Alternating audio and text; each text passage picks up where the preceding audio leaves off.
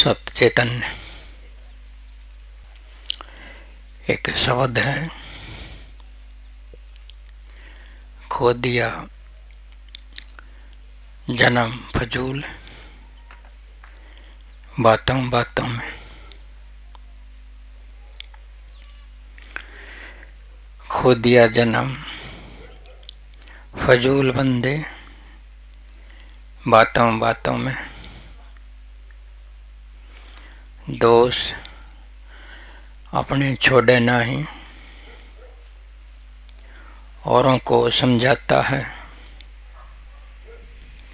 दोष अपने छोड़े नहीं, औरों को समझाता है।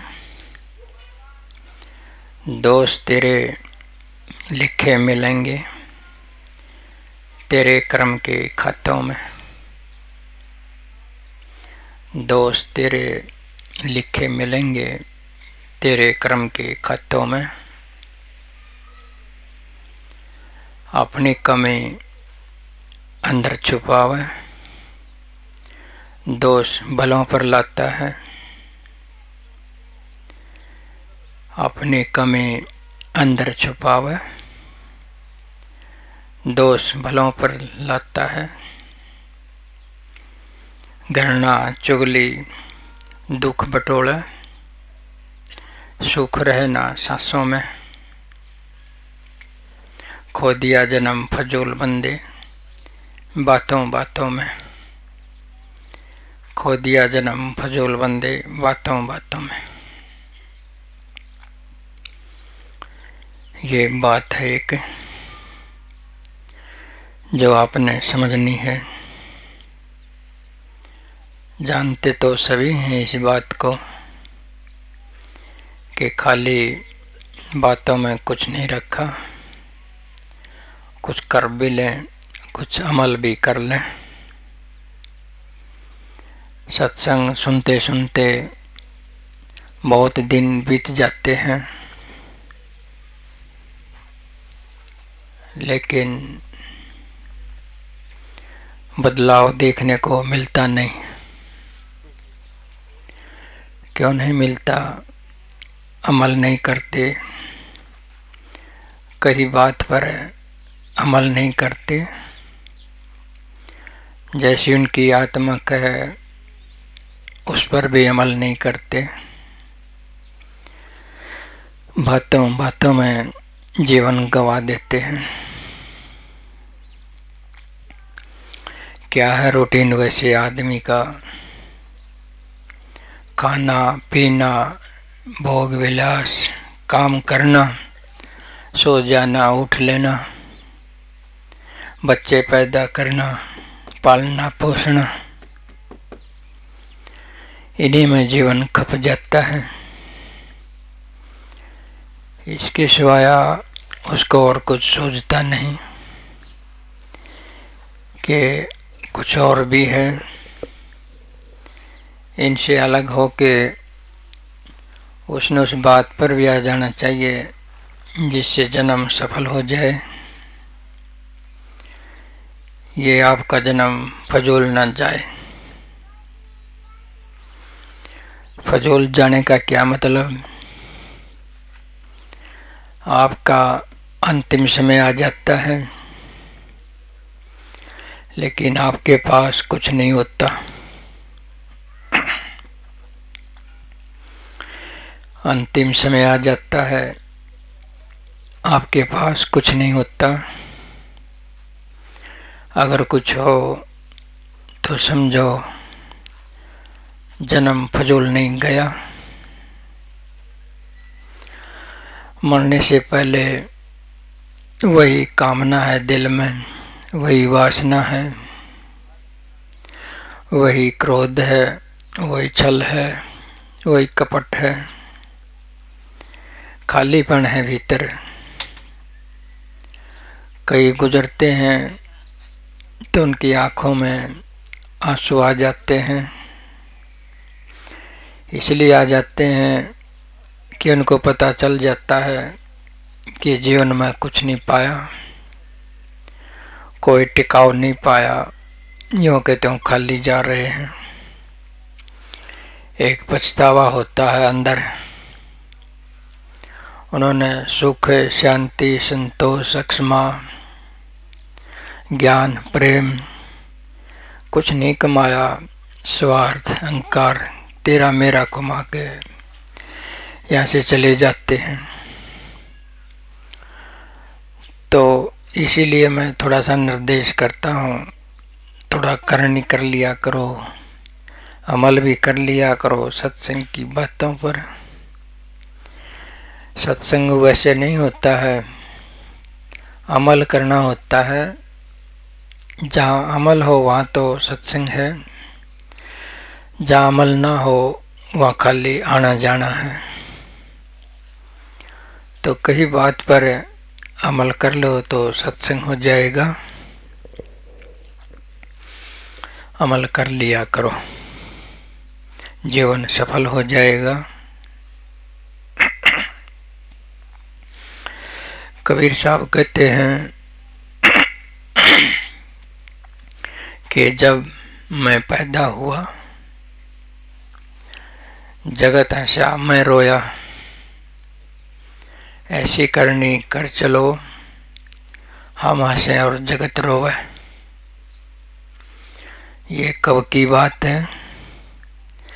जब तुमने जीवन में कुछ भरपूरता पा ली हो, भीतर का ज्ञान, आत्मा का ज्ञान, भीतर का आनंद, निर्बंधन अवस्था अगर पा ली हो तो यहाँ से रोता हुआ नहीं जाएगा, वो खुश होकर के जाएगा। रोएगा जगत। जब बच्चा होता है सब हंसते हैं, लेकिन जब मृत्यु होती है सब रोते हैं। तो ऐसा करो ना, जाओ तो हंसते हंसते जाओ, जन्म लो तो रोते हो, जाओ तो कम से कम हंसते हुए जाओ। इसका प्रमाण ये हो जाएगा कि आपने अपना जन्म सफल कर लिया, तुम्हें कुछ मिल लिया। अब उदास नहीं जा रहे हो, खाली नहीं जा रहे हो, भरे पूरे जा रहे हो, मनुष्य होकर के जा रहे हो, जानवर के जानवर नहीं जा रहे हो। तो इतना सा ख्याल कर लें, सत्संग सुने तो एक दो बात पर अमल करके देखें, तो बाकी बातों पर कुदरतन अमल होने लग जाएगा। एक बात पर अमल नहीं होगा तो दूसरी पर भी नहीं होगा, एक पर अमल हो गया तो दूसरी पर भी हो जाएगा। माना कि कोई छोटी सी बात बताऊं कि कोई बीड़ी ही पीता हो या शराब ही पीता हो या मांस ही खाता हो या और कुछ दोष करता हो जो सामाजिक ना हो, जो सबको प्रिय ना हो, उसको मैं बोल दूं तो भाई बीड़ी मत पी। सत्संग में बोल दूं कि भाई तो शराब मत पी, अगर वो कहने के अनुसार कर लेता है तो उसका जन्म सफल होगा, नहीं करता है तो कोई फायदा नहीं है, वो यूं का त्यों रहेगा, उसका जीवन फजूल जाएगा। जन्म को सफल हुआ तब मानियो जब तुम्हारा ये जन्म जो है इसमें दूसरा जन्म हो जाए। एक जन्म तो माता देती है, ये है आपका। दूसरा जन्म है जो तुम आप लेते हो। सुनो भाई, फिर कर लियो बातचीत। यहाँ आकर के भी बातें करते हो, इसलिए तो मैं कहता हूँ कि खो दिया जन्म फजूल बातों बातों में। मैं सत्संग कर रहा हूँ, ये 2-3 बाण बतलाऊं मैं। क्या फायदा है ऐसा सत्संग माने का? घर का काम काज कर लेते, बातों बातों में गुजर जाएगा, ये छोटी बात नहीं है। तो एक जन्म तो ये है जो माता देती है, ये आपका पहला जन्म है। दूसरा जन्म है तुम अपने आप लेते हो, माता जन्म नहीं देती, वो दूसरा जन्म अपने को तुम देते हो। वो दूसरा जन्म क्या है? जब तुम आत्मा के लिए जाग जाते हो, संसार से पलट के, इस शरीर से पलट के, मन से, अहंकार से, स्वार्थ से पलट के, जब तुम आत्मा पर पलट जाते हो, उसके पाने की कोशिश करते हो, उसके लिए जागृत हो जाते हो, केवल उसके लिए जागृत हो जाते हो, एक निशाना बना लेते हो आत्मा को पाने का, तो तुम्हारा दूसरा जन्म हो गया। अब देख लो आप, जिनके अंदर ये भाव जाग जाता है खुद को जानने का, खुद को पाने का, उसका दूसरा जन्म हो गया है। यहाँ तक वो आत्म स्वरूप को पा लेते हैं, अपने ठहरे हुए स्वरूप को, जहाँ विचार नहीं है, जहाँ लोभ नहीं है, जहाँ लालच नहीं है, कोई तरंग नहीं है, कोई बुरा विचार नहीं है, बिल्कुल स्थिर शांत निवर्ती स्वरूप। वो आपको प्राप्त हो जाए तो वो आपकी मुक्ति बोली जाती है। ये जन्म लेके दूसरा अगर मुक्ति तक पहुंच जाते हो, स्थिर आत्म स्वरूप तक पहुंच जाते हो, तो ये दूसरा जन्म आपका पूर्ण हो गया।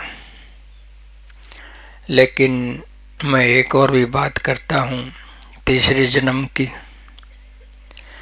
कि इसी जन्म में दूसरा जन्म हो जाए तो बहुत बढ़िया है, इसी जन्म में दूसरे जन्म के बाद तीसरा जन्म भी हो जाए तो बहुत बढ़िया है।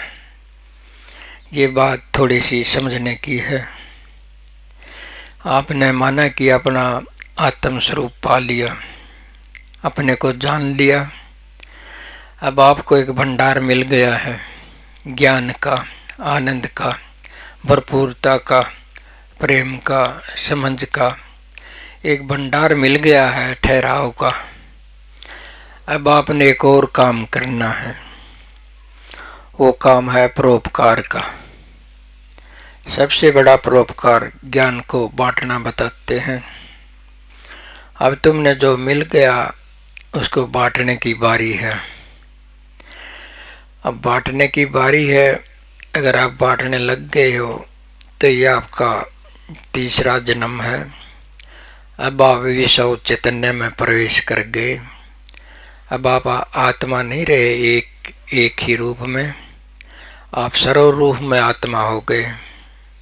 आपका सबसे मेल हो गया, सबसे आप बांटने लग गए, एकपन की एक घटना घट गई। तो ये तीसरा जन्म है। इसी जन्म में ये दो जन्म और हो जाएं, एक तो होता ही है कुदरतन, इसमें तो आपका कुछ करना धरना नहीं है।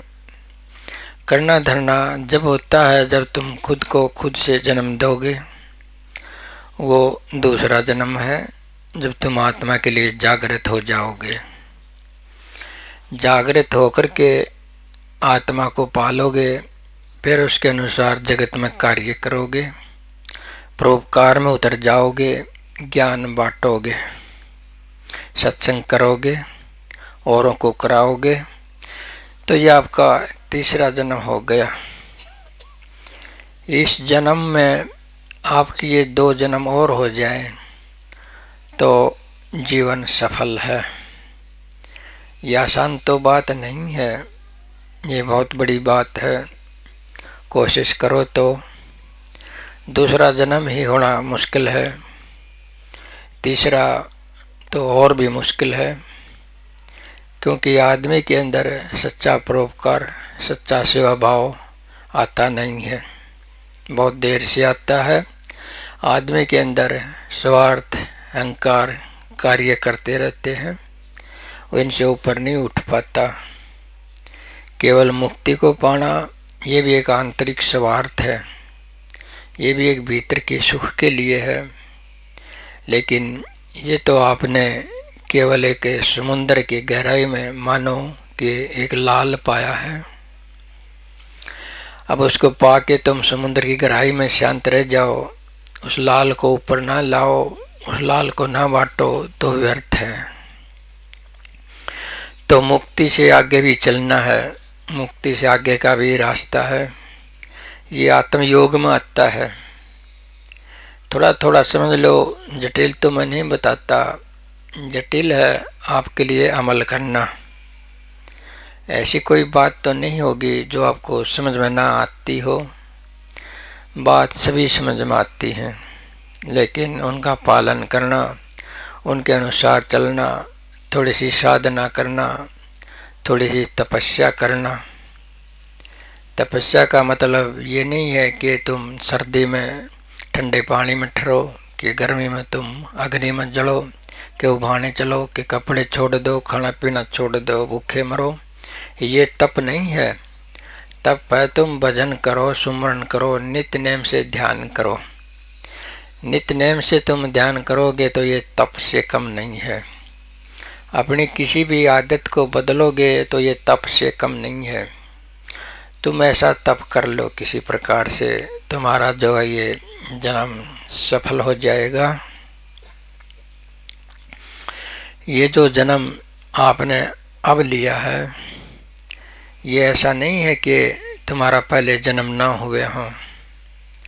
जो अब ये जन्म हुआ है, ये आपका पहला जन्म नहीं है। इससे पहले भी बहुत जन्म हो चुके हैं। इसको पहला जन्म ना मानो, ये पुनर्जन्म है आपका। पहले भी आप कभी थे, आपका मौत हो गई थी, आत्मा आपकी रह गई थी, तो फिर दोबारा आपने शरीर धारण कर लिया, ये पुनर्जन्म है। लेकिन कईयों का सवाल है कि पुनर्जन्म कैसे होता है, आदमी बच्चे के अंदर कैसे प्रवेश कर सकता है। ये सवाल आते हैं इस प्रकार के कि दोबारा जन्म तो जब होगा जब किसी बच्चे के शरीर में कोई प्रवेश करेगा, कि इतना बड़ा आदमी बच्चे के शरीर में कैसे प्रवेश करेगा। लेकिन ये उनकी अनुभव की बात नहीं है। अनुभव की बात यह है कि जब तुम शरीर को छोड़ देते हो, तुम ऐसे नहीं रहते हो स्थूल। तुम्हारे साथ ये शरीर नहीं होता है जो अब है। इतने ही लंबे तगड़े नहीं होते हो जितने अब हो। तुम्हारा शरीर बिल्कुल हवा जैसा हो जाता है। हवा जैसा, उसको छोटा भी कर सकते हो, बड़ा भी कर सकते हो। वो बिल्कुल महीन प्लास्टिक सा शरीर होता है। आप चाहो तो मच्छर जैसे हो सकते हो, मच्छर से भी महीन हो सकते हो, वैसा शरीर होता है। तो शरीर छोड़ने के बाद तुम ऐसे हो जाते हो, जैसा चाहो वैसा शरीर धारण कर सकते हो। तो बच्चे में प्रवेश करना, गर्भ में बच्चे में प्रवेश करना कोई अटपटी बात नहीं है। तुम्हारा जो है ये शरीर इतना सूक्ष्म हो जाता है कि तुम भी देखना चाहो तो ना देख सके। कभी ऐसा चाहो तो बढ़ा सकते हो, घटा सकते हो, मच्छर जैसे हो सकते हो, मच्छर से भी छोटे हो सकते हो। तो ये गर्भ में बच्चे में प्रवेश करने वाली कोई समस्या नहीं है। तुम बहुत सूक्ष्म हो जाते हो, जैसा कि आत्मा के समान हो गए। मैंने देखा भी है कि कई बहनों में, भाइयों में कोई ऊपरी हवा आने लग जाती है। अब उसके भी लिए कह देते हैं कि आदमी कैसे प्रवेश करेगा। ऐसा नहीं है। वो ऐसा ही है जैसे गर्भ में बच्चे में प्रवेश होता है। जो जिसको हम भूत बोलते हैं या कुछ और ऊपरी हवा बोलते हैं, वो इतनी ही सूक्ष्म होती है। वो बिल्कुल छोटी से छोटी हो सकती है, और जहाँ चीज़ चाहे वहाँ वो प्रवेश कर सकती है। तो आदमी में प्रवेश कर जाती है, उसके माइंड को कंट्रोल कर लेती है, उसके माध्यम को कंट्रोल कर देती है। तो इस प्रकार से हो सकता है कि आदमी में आदमी के प्रवेश करने की संभावना है, तो गर्भ में प्रवेश करने की संभावना क्यों नहीं है। ये तो मैंने खुद अनुभव किया है कि ऐसा होता है। लेकिन कुछ लोग हैं जो इनमें प्रेत आत्माओं में, भूतों में, जिन्नों में विश्वास नहीं करते, लेकिन उनको बोध नहीं है। वो ध्यान करें, मनन करें, भीतर जाएं, तो ऐसी चीज़ें वो देख सकते हैं। होती हैं, लेकिन मैं कहने का ये मतलब नहीं है वो होती हैं तो तुम उनको मानने लग जाओ, उनके लिए कोई क्रिया करने लग जाओ। अगर करने लग गए तो तुम पथ भ्रष्ट हो जाओगे। तुमने केवल आत्म योग करना है।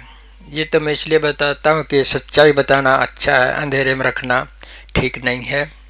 मैं कह दूँ कि देवी देवताएं भूत प्रेत वगैरह वगैरह नहीं होते, ये एक झूठ है अगर मैं ऐसा कहूँ। अगर मैं ऐसा कहता हूँ कि इनके साथ ना लगो, मैं इसलिए कह देता हूँ कि तुम्हारा लक्ष्य कुछ और है।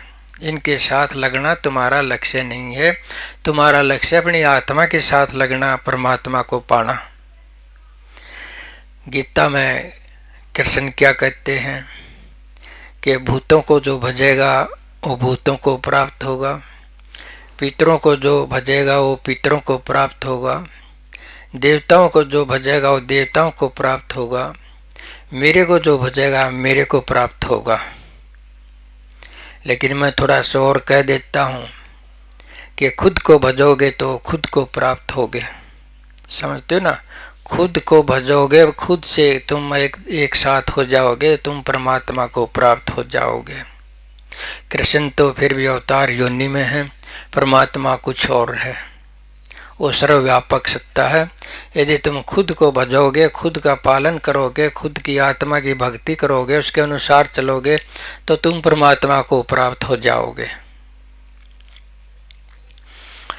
तो इतना कर लिया करो, कोई अटपटी बात नहीं। थोड़ी सी समस्या आती है कि त्याग करना पड़ता है, दुख उठाना पड़ता है, ये थोड़ी सी हिम्मत कर लो तो आत्मा का पालन करना कोई जटिल काम नहीं है। अब जो ये दूसरा जन्म होता है, आपका पुनर्जन्म होता है, ये एक ऐसी बात है कि जो बच्चा जन्म लेता है वो बहुत जटिल होता है अपने आप में। वो एक जाल समझो, जो बच्चा पैदा होता है वो अपने में एक जाल होता है, बड़ा होते होते वो बड़ा जाल बन जाता है और वो इसी में रह के जो है ख़त्म हो जाता है। ये एक जटिल बात है, मैं आपको खोल के बताऊं कि कैसे जाल होता है आदमी जब जन्म लेता है। मैंने तो बच्चे को ही जाल बोल दिया। ये बच्चा जन्म लेता है, उसके पीछे कई चीज़ें होती हैं। जो बच्चा लेता है, जो उसका शरीर होता है, उसमें उसके माता पिता के गुण होते हैं, उसके माता पिता के संस्कार होते हैं, माँ के भी संस्कार होते हैं, पिता के भी संस्कार होते हैं उसके शरीर में, उसके दिल और मन तक वो चले जाते हैं। एक तो ये हुआ कि दो आदमी के संस्कार उसमें हैं, एक तो माता के, एक पिता के। अब तीसरा कौन जुड़ जाता है इसके अंदर? जो जन्म लेता है, जो उस बच्चे शरीर में आके प्रवेश करता है, उसके अपने भी संस्कार होते हैं। अपने संस्कार, माता पिता के संस्कार, तीनों के संस्कार इकट्ठे हो गए, तीनों की आदत इकट्ठी हो गई, तीनों के भाव इकट्ठे हो गए, तीनों के गुण इकट्ठे हो गए, यहाँ तक कि बीमारियाँ भी इकट्ठी हो जाती हैं। माता पिता की बीमारियाँ भी बच्चों में आ जाती हैं। तो ये तीन चीज़ें मैंने मिक्स कर दी एक बच्चे में। खुद उसके संस्कार, उसके गुण जिसने बच्चे में प्रवेश किया है, एक माता के पिता के संस्कार जो बच्चे में आ जाते हैं, उसके शरीर में आ जाते हैं। ये तीन चीज़ें, तीन धाराएं उसके अंदर प्रकट होती हैं। जिसके अंदर तीन चीज़ें हों, माता पिता के भी संस्कार उसी में मिक्स हों, उसके अपने भी उसी में मिक्स हों, तो जीवन में क्या हाल होगा उसका? कौन से संस्कार का पालन करेगा? बताओ, कौन से संस्कार का पालन करेगा? कभी उसका अपना संस्कार आ जाता है, अपनी धारणाएं आ जाती हैं, कभी माता पिता की आ जाती हैं, पिता की आ जाती है, माता की आ जाती है, न जाने कौन सी चीज़ प्रकट हो जाए, कौन सी का पालन करना पड़ जाए। यही समस्या होती है कि आदमी कुछ पालन करना चाहता है, पालन नहीं कर सकता। अपना पालन करे, माता पिता का संस्कार अड़ जाता है, और कुछ करे तो उसका अड़ जाता है। तो एक और भी जुड़ता है उसके अंदर। अभी तो ये जाल छोटा है, अब उसमें थोड़ा सा जो बड़ा बच्चा हो जाता है, समाज की भी धारणाएं, विचारधाराएं, माहौल, सारी चीज़ें उसके अंदर भी प्रवेश करनी शुरू कर जाती हैं। बच्चे में जाति होती ना, पाति होती ना, स्वार्थ होता ना, अहंकार होता ना, धर्म होता। क्या होती हैं ये चीज़ें बच्चे में? सामाजिक धारणाएं, रीति रिवाज, कर्म कांड, ऐसा कुछ नहीं होता बच्चे में। वो थोड़ा सा बड़ा होने लगता है तो समाज की सारी चीज़ें उसके अंदर प्रवेश कर जाती हैं। अब वो समाज की ओर से भी जटिल हो जाता है। एक तो समाज की चीज़ें उसमें आ गई, एक माँ की चीज़ें उसमें आ गई, एक पिता की चीज़ें उसमें आ गई, एक उसकी अपनी चीज़ें उसमें आ गई। हो गया ना एक जाल खड़ा। कौन सी का पालन करोगे? निर्णय नहीं कर पाते, निर्णय आ जाते हैं तो फैल हो जाते हैं। गहरे में कारण यही है कि आदमी करता कुछ है, कर कुछ जाता है, पता नहीं कौन सी पर्सनैलिटी आ जाती है। माँ की आ जाए, पिता की आ जाए, उसकी खुद की आ जाए, समाज की धारणाएं आ जाए, पता नहीं किस चीज़ की पालन करना पड़ जाए। तो बहुत बड़ी बात है। जैसे अभी भी बात चल रही थी कि फलाना कौन क्या कहेगा, अगर हम सत्संग में जाएं तो कौन क्या कहेगा। ये विचार कहाँ से आ गया? ये उसका खुद का नहीं है, ये समाज द्वारा डाला गया है। अब इसका पालन करोगे तो जटिलता आ जाएगी, ना करोगे तो मुश्किल, करोगे तो मुश्किल। तो आदमी है ये बहुत बड़ा जाल है अपने आप में। इस जाल में रहते रहते इस जाल में ही फंस के रह जाता है। वो जीवन सफल कैसे कर पाएगा? वो तो चौरसी पर्सनैलिटी है, चौरस व्यक्तित्व है। अब उसने निरोल करना है अपने आप को, इसके अंदर से छांटना है। कैसे छांटेगा अपनी आत्म स्वरूप को? वही बात फिर है कि खो दिया जन्म फजूल बातों बातों में। बातों से हट के अपने आत्म स्वरूप तक जाना ही होगा, अपने शून्य स्वरूप तक जाना ही होगा। जब इस जो मिश्रण से आप दूर हो सकते हो, मिश्रण से आपने छांटना होगा अपने आप ने। थोड़ा टाइम तो लगेगा। आ जाती हैं बाहर की, समाज की, माता पिता की चीज़ें मनुष्य में होती हैं। मैं आपको उदाहरण के रूप में समझाऊं कि अभिमन्यु था। अभिमन्यु तो अर्जुन उसको, अभिमन्यु की माता सुभद्रा को एक बात कहानी सुना रहा था। वो थी व्यूह चक्र की, कि व्यूह चक्र कैसे बनता है, उसमें प्रवेश कैसे किया जाता है, उसमें से निकला कैसे जाता है। एक लड़ाई का मोर्चा होता है, उस मोर्चे की बातें बता रहा था अपनी पत्नी को। और सुभद्रा सुन रही थी तो पेट में बच्चा था अभिमन्यु, वो भी सुन रहा था मुक्त रूप से, मूक रूप से। उसके अंदर वो जमा हो रहा था, समझते हो ना? उसके अंदर जो बता रहा था अर्जुन, वो उसके अंदर जो है जमा हो रहा था। इसके जरिए से मैं क्या समझाऊं? यही समझा रहा हूं कि माता पिता के गुण भी आ जाते हैं। तो उसने तो सुन तो लिया, जो वो युद्ध करने का उसका जाल सा, वो व्यू चक्कर सुन तो लिया, लेकिन सुभद्रा की जो है नींद आ गई, उसको आधा सुना आधा रह गया। उसमें प्रवेश करना तो उसको जो है सुन लिया और उससे बाहर निकलना ना सुना, इसलिए अभिमन्यु उस चक्कर के अंदर ही मर गया, निकल ना सका, क्योंकि निकलना नहीं आता था। माता पिता के थ्रू पूरी विद्या उसके अंदर ना जा सकी। तो इसलिए यहाँ से ये भी पॉइंट उठता है कि माता पिता ने अपने सद्गुण धारण करने चाहिए, ताकि बच्चे में भी सद्गुण आ जाए, वो जटिल ना हो, एक जाल बन के ना खड़ा हो जाए अपने आप में। माता पिता कैसे हैं, कुछ का कुछ वो अपने आप में भी है, समाज भी है। तो धीरे धीरे कुछ का कुछ अंदर प्रवेश कर जाता है। एक मिक्सड, एक मिश्री पर्सनैलिटी, एक व्यक्ति तो खड़ा हो जाता है। उसको अपना पालन करना ही मुश्किल हो जाता है कि क्या करूं क्या ना करूं, निर्णय लेता फैल हो जाता है। ये छोटी सी झिन्नी बात है। एक और बात बताऊं, एक चुटकुले से की बात है, लेकिन है वो गुण की बात। कि एक बार की बात है कि एक जो दो पति पत्नी थे, वो चोर थे। पति पत्नी चोर थे, चोरी करने से होना पेट पालन करते थे। तो उनके जो पत्नी थी, पेट में बच्चा आ गया, तो बैठ के बतलाए कि अब क्या करें, बच्चा जब पैदा होगा तो हमारे जो ये कार्य देखेगा तो ये प्रभावित होगा, ये भी चोरी करने लग जाएगा, इसलिए हम चोरी छोड़ दें। तो उन्हें चोरी छोड़ दी। बच्चा पैदा हो गया, लेकिन बच्चा पैदा हो गया उसकी मुट्ठी बंद थी, नो ऐसे एक मुट्ठी बंद थी, उस मुट्ठी ना खोले वो। उन्होंने देखा कि ये बच्चा क्या बात है, एक मुट्ठी नहीं खोलता, दूसरी तो खोल ली है। तो उसने मुट्ठी खोल के देखा तो उसके अंदर अंगूठी मिली, सोने की अंगूठी। वो कहने की बातें ऐसा होता तो नहीं है। वो बच्चे से पूछने लगे अंगूठी कहाँ से लाया, कि जब पैदा हुआ तो दाई थी, उसके हाथ में ये अंगूठी थी, उंगली ये मैंने निकाल ली। ये समझाने के लिए बात है कि माता पिता की वृत्ति आती ही आती है। तुम ध्यान रखो, अपना भजन करो, ध्यान करो, सब कुछ करो तो असर पड़ेगा। जो घर में बच्चा, समाज सुधरेगा इससे। बच्चे सुधरेंगे तो समाज नहीं सुधरेगा। तो अपना चरित्र बेस्ट बनाओ और अपना जो है ठीक ठाक बच्चे पैदा होंगे। कोई कोई अनुवांशा पैदा हो जाए, इसका अर्थ ये नहीं है कि तुम दोषी हो, इसका अर्थ ये है कि समाज का असर उस पर पड़ गया। बाहर जाता है, स्कूल में जाता है, साथ में बैठता है, शराबी के पास बैठता है, जुए वाले के पास बैठता है, ये सर बाहर से प्रवेश कर गया, वो मिक्स हो गया और जाल में और जाल बढ़ गया।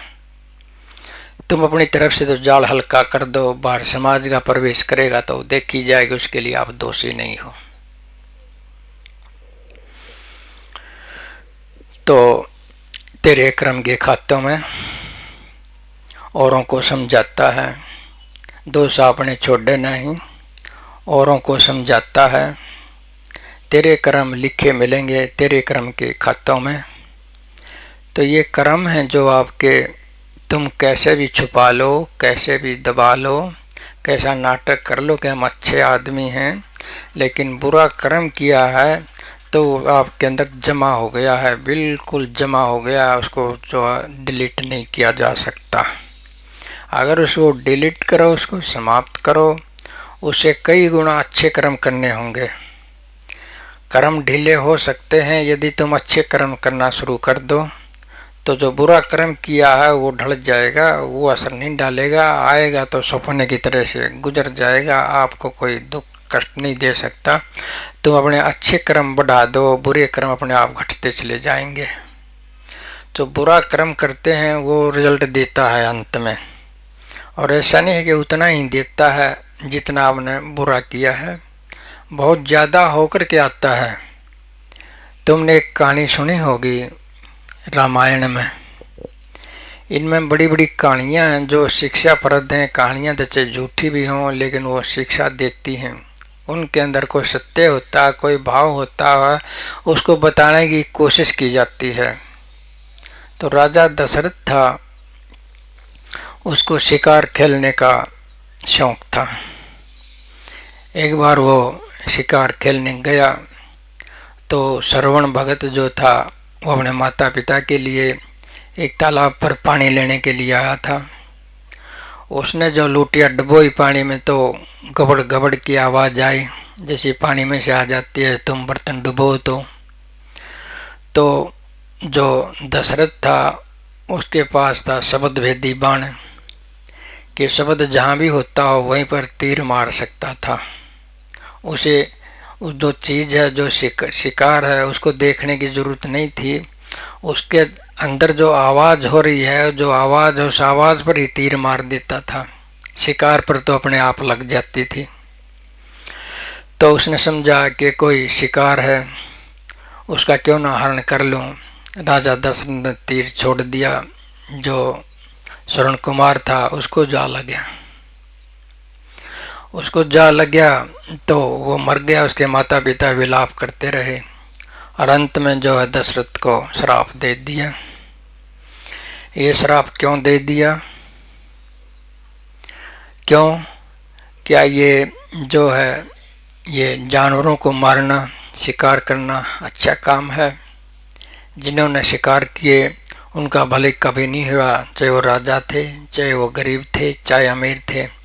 जिन्हें जानवर मारे, शिकार किए, उनका भला कभी नहीं हुआ कि बुरी से बुरा कर्म है ये जीव को मारना। समझे ना, राम भी हिरण के पीछे लगा था, देख लो क्या हाल हो गया था उसका। हिरण को पकड़ने के लिए कहा था, हिरण को पकड़ा नहीं जा सकता बगैर मारे, तो भी हिरण के पाछे लगा था, देखो क्या हाल हुआ फिर उसका आगे। सीता उसके पास नहीं रही, कभी नहीं रही उसके पास। युद्ध लड़ाई पता नहीं क्या क्या कलह, सामाजिक कलह, पारिवारिक कलह, आप भी सरयू नदी में डूब कर मरे। तो ये बुरे कर्म के नतीजे हैं, आ जाते हैं, मन में भाव भी आ जाते हैं बुरे, तो बुरा रिजल्ट आता ही आता है। तो दशरथ के साथ आगे जो जो भी हुआ ये उसके श्राप के कारण हुआ। श्राप क्यों आया? क्योंकि वो बुरा कर्म करता था शिकार करने का। अगर बुरा कर्म ना करता शिकार करने का, ये समस्या नहीं आती। अब उसने दे दिया श्राप। श्राप से ही आगे सारी कहानी चलती है। आगे दोष बताते हैं ना उसका, जो क्या नाम था उसका, मंथरा, उसने जो ये चुगली कर दी थी कई के आगे कि तेरा भरत जो है ये होना चाहिए, मंथरा है ना। हाँ, तो कि भाई तेरा भरत राजगद्दी होना चाहिए, राम को 14 वर्ष का वनवास होना चाहिए। तो इस प्रकार से ये वैसे मंथरा दोषी नहीं है, कोई कैकेयी दोषी नहीं है। दोषी इसके अंदर कौन है? दशरथ है, क्योंकि शिकार खोलने वो गया था, श्राप उसको मिला था।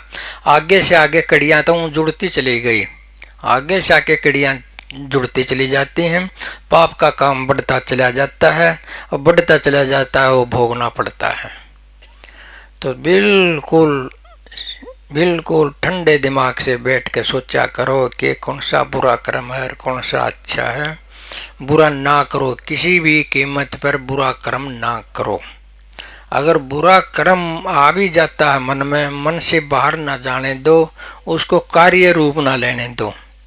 जैसा किसी के मन में आ गया कि फलाने का कत्ल करना है, आ भी जाए मन में, वैर विरोध खड़ा भी हो जाए, कोई प्रतिशोध की ज्वाला खड़ी भी हो जाए, हो भी जाए किसी को कत्ल करना है, विचार तक सीमित रह जाएगा तो कोई दिक्कत नहीं है। अगर विचार के अनुसार कत्ल भी कर दिया तो दिक्कत है।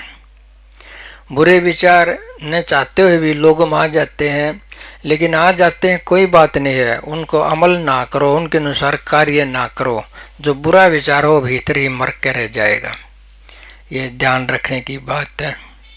सत्संग सुनते हो, सुनते आए हो, थोड़ा थोड़ा अपने अंदर बदलाव भी कर लिया करो। बदलाव वैसे नहीं होगा, कोशिश करनी होगी। कोशिश के बगैर बदलाव कतई नहीं होगा। माना एक आदमी को बार बार झूठ बोलने की आदत है या गाली देने की आदत है, ये छोटी छोटी बातों के थ्रू में समझाऊं कि झूठ बोलने की आदत है, सावधान रहो। आज सोच लो कि आज हमने झूठ नहीं बोलनी, बिल्कुल नहीं बोलनी, उसको ख्याल में रखोगे, झूठ नहीं बोलनी, सारा दिन होश में रहोगे, झूठ नहीं बोलनी। झूठ बोल जाओ तो शाम को उसको अपनी कॉपी में लिख लो कितनी बार झूठ बोली, रोज कॉपी में लिखो कितनी बार झूठ बोली। साधना करोगे तो झूठ छूट जाएगी, ऐसी कोई बात नहीं कि नहीं छूटेगी, कोशिश करोगे तो छूट जाएगी।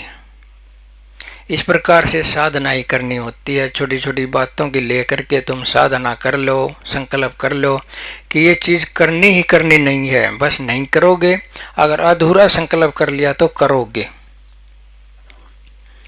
करके देखो, जो तुम्हारे अंदर तुम पहचानो अपने अपने दोष, क्या क्या हमारे अंदर कमियां हैं उनको पहचानो। जैसे शुरू में बात कह दिया कि जन्म खो दिया फजूल बातों बातों में। अब बातें करने की आदत क्या ऐसी बात नहीं है कि ये घड़ी बढ़िया बात है। बातें करना जन्म को खोना है।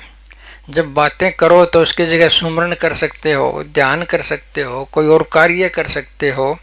और आजकल तो ये एक माध्यम चल गया है बातें करने का, जो ये फ़ोन है। फ़ोन का दोष नहीं है इसमें कि फ़ोन को तुम बुरा बताओ, फ़ोन का दोष नहीं है। फ़ोन तो ऐसी चीज़ है जो तुमको दिखा देता है, एक मिरर है। जैसी तुम्हारी शक्ल है वैसी इसमें दिख जाती है, जैसा तुम चाहते हो वैसा ये दिखा देता है। फ़ोन का कोई दोष नहीं है। अगर तुम फ़ोन लेकर के मैं देखता हूँ घंटा घंटा बेबे बाण बाई बातें करते रहते हैं, ये बातें ऐसी होती हैं कोई काम की नहीं होती। उनमें कुछ ऐसी बातें भी हो जाती हैं जिनसे बैर विरोध बढ़ जाते हैं। तो जो भजन करने वाला है, जो सत्संगी है, उन्हें ख्याल रखना चाहिए फ़ोन अच्छी चीज़ है, अपना जो है काम की बात कर लें, ये बहुत है। अगर बात फोड़ने के लिए, टाइम काटने के लिए तुम फ़ोन उठाते हो तो तुम्हें नुकसान होगा, जन्म फजूल चला जाएगा। ठीक है, थोड़ी साधना करो, कम प्रयोग करो फ़ोन को। इतना सत्संग बहुत सचेतन।